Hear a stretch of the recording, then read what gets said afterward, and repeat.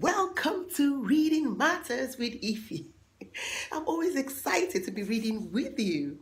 Today's story is titled The Gruffalo's Child by Julia Donaldson and illustrated by Axel Scheffler.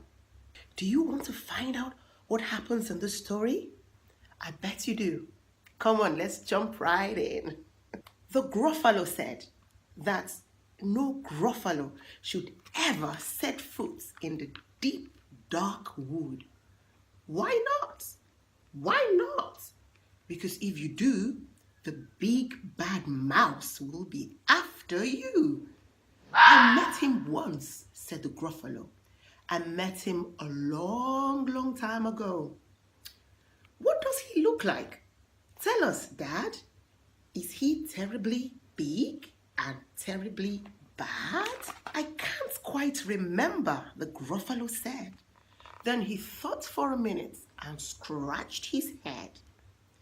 The big bad mouse is terribly strong, and his scaly tail is terribly long. His eyes are like pools of terrible fire, and his terrible whiskers are tougher than wire.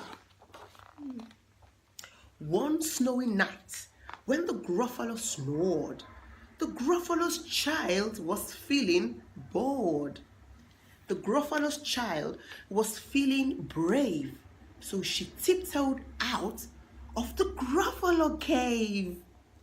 The snow fell fast and the wind blew wild. Into the wood went the Gruffalo's child. Aha! Oh, a trail in the snow. Who is this trail and where does it go? A tail poked out of a log pile house. Could this be the tail of the big bad mouse? Out slid the creature. His eyes were small and he didn't have whiskers. No, none at all. You are not the mouse. Not I, said the snake. He's down by the lake, eating Gruffalo cake.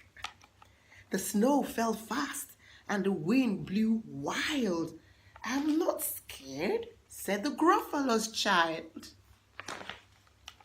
Aha, oh, marks in the snow. Whose are these claw marks? Where do they go? Two eyes gleamed out of a tree-top house. Could this be the eyes of the big bad mouse? Down flew the creature. His tail was short and he didn't have whiskers of any sort. You are not the mouse. To who? Not I, but he's somewhere nearby, eating Gruffalo pie. The snow fell fast and the wind blew wild. I'm not scared, said the Gruffalo's child. Aha, oh, a track in the snow. Who is this track and where does it go? Whiskers at last and an underground house. Could this be the home of the big bad mouse? Out slunk the creature. His eyes weren't fiery. His tail wasn't scaly. His whiskers weren't wiry. You're not the mouse. Oh no, not me. He's under a tree, drinking Gruffalo tea. It's all a trick, said the Gruffalo's child, as she sat on a stump where the snow lay piled. I don't believe in the big bad mouse. But here comes the little one out of his house. Not big, not bad, but a mouse at last. You'll taste good as a midnight feast. Wait, said the mouse, before you eat, there's a friend of mine that you ought to meet. If you let me hop onto a hazel twig, I'll beckon my friend so bad and big. The Gruffalo's child unclenched her fist. The big bad mouse, so he does exist. The mouse hopped into the hazel tree. He beckoned, then said, just wait and see. Out came the moon. It was bright and round. A terrible shadow fell onto the ground.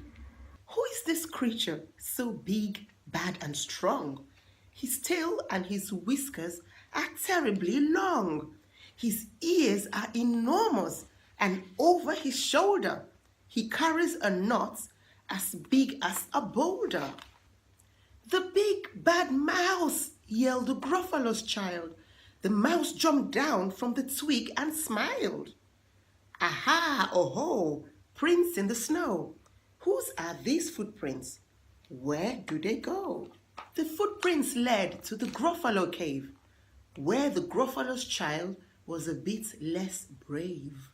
The Gruffalo's child was a bit less bored, and the Gruffalo snored and snored and snored.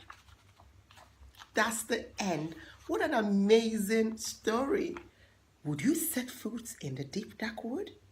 It's always safer to listen to your parents.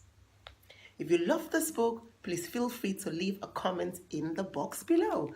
Also, don't forget to subscribe so that you can get updates on amazing stories. Until next time, take care. Goodbye.